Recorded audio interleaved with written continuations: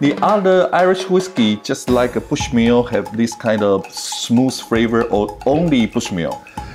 They all want to have this smooth flavor, but we can't say that.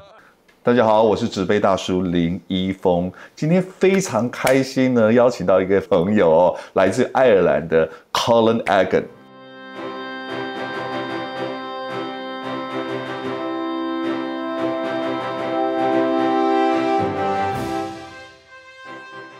今天我们就来跟 Colum 来聊聊爱尔兰威士忌的前世跟今生。Nice to meet you, Colum. Super, and it's great to meet someone as passionate about whiskey as I am, Stephen. I love it. I love it. Today I have three very, very important questions about the Irish whiskey I want to ask you. Very good. I hope I can answer very well. Very well. First one, you know, when I start to drink the whiskey, Irish whiskey just only 2 or 3 distilleries. But right now, a lot of distilleries come. For me, Irish whiskey right now is current renaissance. So what do you think about Irish whiskey right now? For us to be only, what, 2 or 3 distilleries in the 80s, and now there's over 40, almost like approaching 50 distilleries now, it's a really exciting time for us. I think part of that is really got to do with the taste and the style. More and more people of the world are beginning to appreciate the taste. Then we need more distilleries, I suppose, to satisfy some of that curiosity that people have within Irish whiskey. Irish whiskey before is the #1 whiskey in the world. Do you think Irish whiskey will back to the glory? So if you go back to the early 1800s, Irish whiskey dominated the world of whiskey and sold a lot more whiskey than Scotch whiskey, which is amazing for some people to hear now. But we went through some difficult times. A lot really started with an Irishman who invented the column still, and they invented grain whiskey. Yeah. And that was really, I suppose, taken on board by everyone in Scotland. They developed a lot of blended whiskies. Irish whiskey tended to stick with what it knew, some single malts, and not so much blended. And then I suppose the First World War came along, and a lot of the supply to the US really stopped. And then in the US also then there was Prohibition, where they actually banned the sale of alcohol in the US. And the Irish distillers at that time, really most of the market was based in the US, and that was closed overnight. So that really was one of the big declines then in Irish whiskey. And it was really only Bushmills and a couple of other distilleries was emerged from Prohibition in 1933 in a much stronger way, but there was only a few of us left. And we got to the 80s, 1980s, and there was only 2 left. Now, the future looks good. The future looks rosy, and I'm looking forward to it. I'm excited. I've been in the whiskey business for 22 years now. The knowledge that I have now has been handed down from master distiller to master distiller. I happen to be in possession of that knowledge now. You have to hold true to your, I suppose, the standards and the taste and the house style that every distillery has, but certainly Bushmills has. And then I like to add my own little touches to it as well. So how can you leave some different whiskies that hadn't been left before? I look forward to try your whiskey. Yeah, so this is the 12-year-old that you can only get here in Taiwan and Asia, yeah. So it's a very special one that we have. So it is, as with most Bushmills, it's matured in bourbon and sherry casks for 11 years. So, and we have we're very particular on the type of sherry casks that we use. So we actually go to Spain. We have a great relationship with the sherry producers in Jerez in Spain, but they're also coopers, so they make barrels to our specification. They're 500 litres in each barrel, and they'll put Oloroso sherry into those barrels for 3 years. And what the Oloroso sherry is, it seasons the wood. And at the end of the 3rd year, we'll take the Oloroso sherry out and we'll bring the empty sherry cask back to Ireland. So it's really important that we have that quality and that quality control over our barrels, because it results really directly into the taste of the whiskey itself. So for the 12-year-old, so it's just over 11 years in bourbon and sherry casks, and then we finish it into Marsala. Yeah. For 1 year? 9 months to a year. So it depends really on when the taste is right. It has to be a minimum of 12 years, but it has to be in the right length of time as well. just to get that lovely dried fruit carried through it. Yeah, nice bit of apricot. And when you put your nose into the glass, it's actually very welcoming. It draws your nose in.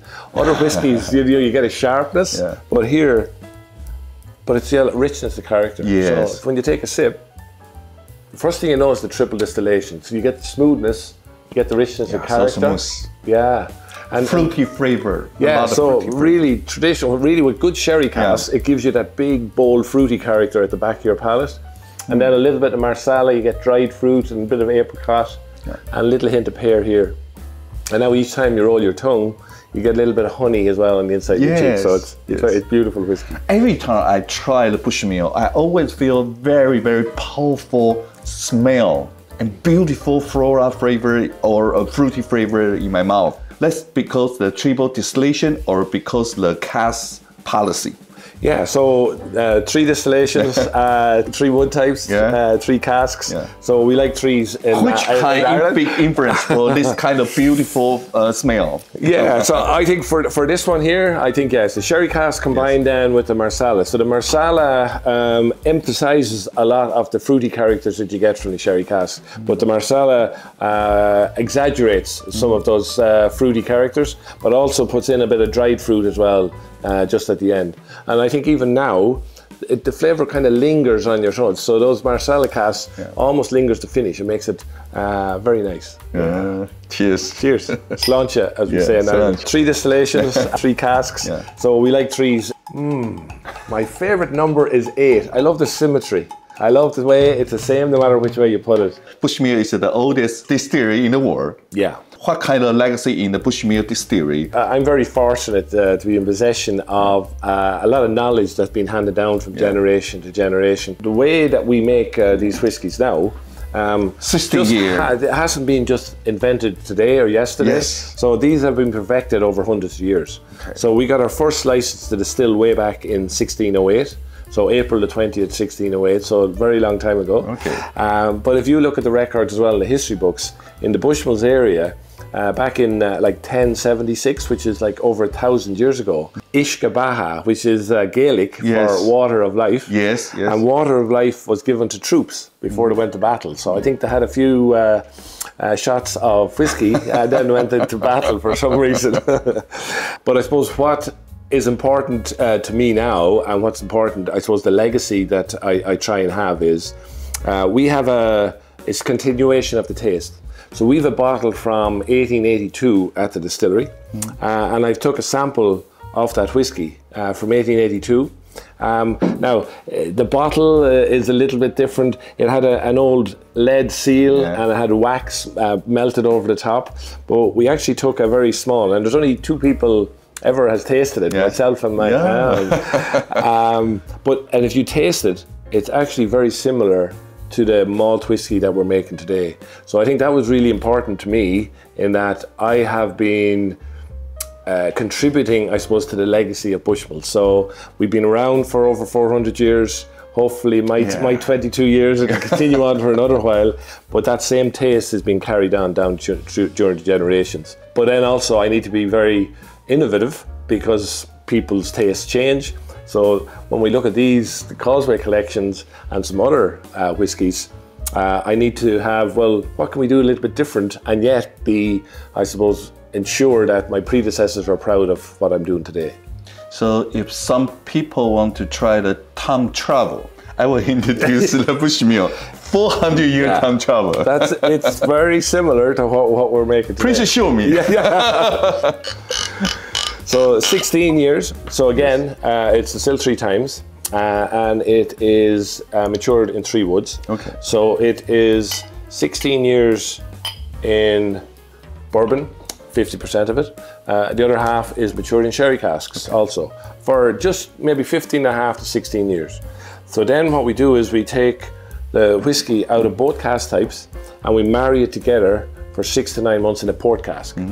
So now, instead of a dried fruit character that we got in the 12, this is much more that more fresh. More vibrant fruit. Milk chocolate, and a little hint of almond that's coming through now as well. So yeah, a little bit of nutty almond. So if you take a sip, Again, you get the lovely smoothness. Oh, always smooth. Yeah, so the 16, if you drink a lot of Scotch whiskey, I think the 16 is a whiskey that people love. Yeah. A lot of sweet honey flavor. Yeah, honey, oh my that's God. exactly it. So good. And you get the lovely port wine sweet here. Sweetness comes back up, and then you're filled with that big, bold Bushmills fruity character that you get from the sherry cask. Yeah. I would describe this kind of whiskey juicy. You almost can chew it. You know? I would hope that this shows a lot of, one, the historical way of making Bushmills, but also the use then of other types of barrels to emphasize some of the characters that are distilled in there already. Yeah. So the other Irish whiskey, just like a Bushmill, have this kind of smooth flavor, or only Bushmill? They all want to have this smooth flavor, but they don't have Colum Egan as the master distiller. No, but I suppose that is the style of Irish whiskey. Okay. And of course, I will say that we do it a little bit better than anyone else. But yeah, Irish whiskey offers something a little bit different than bourbon and Scotch. Bourbon tends to have a lot of flavor and a lot of character to it. Scotch has that little bit of smoke, perhaps. Not all Scotch. Bushmills and Irish whiskey tends to be a bit smoother. But a complex taste also. Water was important. So one of the reasons that Bushmills Distillery was sited in this part of Ireland all those years ago was the water source, and also was close to where the barley was grown. The reason that the water is important is the water flows over a very hard rock called basalt rock. It's a dark rock, and it gives it a certain mineral composition. It's a hard rock, so it's very subtle, but it's enough. What kind of flavor influence for? Yeah, I suppose that will help. That will help with the smoothness, and that will help with that. But then, it's an ideal base then for us to get the malted barley in and to actually mix with the malted barley so that we can extract the sugars. Water is important, but you know, your yeast that we talked about, or it's a type of distillation, whether it's double or triple distillation, it's the shape of the stills, it's the type of barrels. They are hugely important. But if you don't start with the right water, it's very difficult to get the further steps right. Once we distill 3 times, we get this wonderful liquid. It actually is the same color as water, so it's clear. So if you were to nose the triple distilled spirit from Bushmills, it's at 85%. So it's very, very high strength. So what we do is, and the reason we go to the triple distillation is, we always wanted to get to the center, the core flavor at the center, and the core flavors are this nice, light, fruity spiciness. So once we have those flavors, we've captured them forever. So what we do is we reduce it down with water and we put it into the casks at about 64%. And that 64% it expands into the wood and it contracts back out again. So on a nice summer's day, it goes into the wood, and there's things called resins and tannins and lactones in the wood, and it pulls out these different flavor compounds from the wood. And it also pulls the color out. Just like breathe. It does. It's in the summer, I need to breathe. the whiskey always doing the yoga. Meditation. It's the whiskey doing the work for it, itself. We don't roll or turn or tap the barrels, it does it. So the type of wood then is really important. We don't put a lot of whiskey into new oak barrels. So what we do is we go to America and we get bourbon seasoned barrels. And what they do is they strip out a lot of the heavy woody oaky and leave behind this nice vanilla and caramel toasted wood notes. We go and get our barrels specially made with our great friends in Jerez, in Spain, sherry casks. And then we really comb the world for some other special casks. So the 16-year-old is the port cask, we finish in the port. I heard people say, you ever youngest and efficient master blender in Irish whiskey industry. So, what kind of information you give it to the Bushmill? So we're always trying to add little different nuances. We try and start with the same 85% spirit, and we want to add complexity by using different barrels. And I like to use 3 different types of barrels. So bourbon, sherry, you know, marsala, bourbon, sherry, port. You know, we'll get to our next wonderful whiskey. It's bourbon, sherry, finished in a champagne cask, which is very unusual as well. So 3 casks with a triple distillation. Perfect harmony. This, Stephen, is the Causeway collection. Okay. Yeah, so the Causeway is very special to my heart as well, in that I think you need to go online and look at it. It's very unusual. This is the Causeway. So the Causeway was a volcanic eruption millions of years ago, and it solidified very quickly. And amazingly, it solidified it into this perfect six-side shaped rocks. Amazing, really is amazing. I ever been to the small island called the Penghu. Oh. The same rock. No way. Yeah. We have to be Taiwan and the Causeway collection are one. So this, again, is a 3 wood. This is 18 years old. As you'll see here on our label, way back in 2004, it was recast in 2020, and then it was bottled in 23. So it is 16 years in bourbon and sherry casks, and then 2 years in a champagne cask, or cuvee as we call it. It's a special release for Taiwan market? Just for Taiwan, Okay. yeah. You're that special. Wow. And now that I know that you have a Causeway here. And I love champagne too. So let's champagne best of both worlds. Wow. Some coffee bean flavor. Ah, yeah. Yeah. Maybe even a little hint of raspberry, maybe, yeah. And a little bit of honey, yeah. So it's kind of a light summer fruit, yeah. Now, even though this is 51%, you still get the smoothness. A little bit of burn though now. You can get just here. I love that. Yeah. Yeah, more powerful. It can keep more flavor in my mouth. This one already have the passion fruit flavor, like kind of old whiskey flavor. Yeah. A nice Asian old whiskey. Yeah. Oh, yeah. Beautiful. Kind of like a little bit candied sweetness as well. Yeah. It's only for Taiwan. We're so lucky. And there's a nice, there's a nice sweet finish to that as well. Yeah. It's beautiful. So our final whiskey. Yes. 21 years. 21. This is one of my first distillations. I've been in Bushmills for 22 years. Okay. So only after a year did we distill this. So it's very special. My footprint or my fingerprint is in here. Oh, you hear that pop? 21 years. It's like when you open a barrel. So you go to the warehouses and we go and nobody has opened that barrel for 21 years. And the pleasure I get just from popping the cork out of the barrel is just superb. To be I'm popping a little bit of history here. I am taking that bit of history, trying to put it in a bottle and share among good friends then when we have a drink. So this is Grand Cru. So you see much deeper, darker color. So this Grand Cru is like from the Medoc region of France. It's a very special region for very premium red wines in France. So this is a natural color too. Yeah, Okay. yeah. This is one of my favorite whiskies. Yeah, this really is. Perfume. Yeah, yeah. But now you have more dates. Wow. You know, heavy fruits, Yes. a lot of raisins. Yes. Each time you inhale, you can almost feel your tongue being refreshed with the same characters again.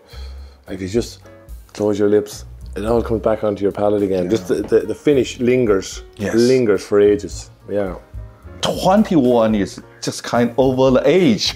Yeah. Go to the different level. People ask me, when is the honey spot for whiskey? And I think around 21 is a very special age. I think that's really when whiskey blossoms even more after a good maturation. You need to have very good casks to mature it for that long in. Sometimes if you use the inferior casks from other distillers, never Bushmills, you won't get the impact. But so the quality of the casks that we use in Bushmills allows us to age for a lot longer because the wood won't overpower it. It just really complements what we've distilled in the triple distillation, and it also complements what was matured previously in the wood. So was it bourbon or sherry, or in this case the Grand Cru. Yeah. For the finish, give everybody the one reason why we have to love the Bushmill and love the Irish whiskey. It's all about the taste. People love Scotch, and Scotch is great. And I always talk up everybody's whiskey because whiskey is a great thing. Yes. But I think everybody should have a bottle of Irish whiskey in their cabinet and in their collection, and everybody should have a bottle of Bushmills in their collections. Scotland is only 20 kilometers away. Yeah. It's that close. So I was in Bushmills when I went there my first few days, and I could see a reflection over the sea, like almost like a mirror. I couldn't understand. So a friend of mine got in a boat, and we went over, and it was the guys in Islay, and they had a telescope, and they were trying to copy and see what we were doing in Bushmills. My favorite whiskey right now, as I'm standing in Taiwan, has to be the 21-year-old Grand Cru. Superb. My favorite food, sticky tofu. So there are tall ships, there are long ships, there are ships that sail the sea, yes. But the best ships are friendships, and may they always be. Yes. So, slod ship. For friendship.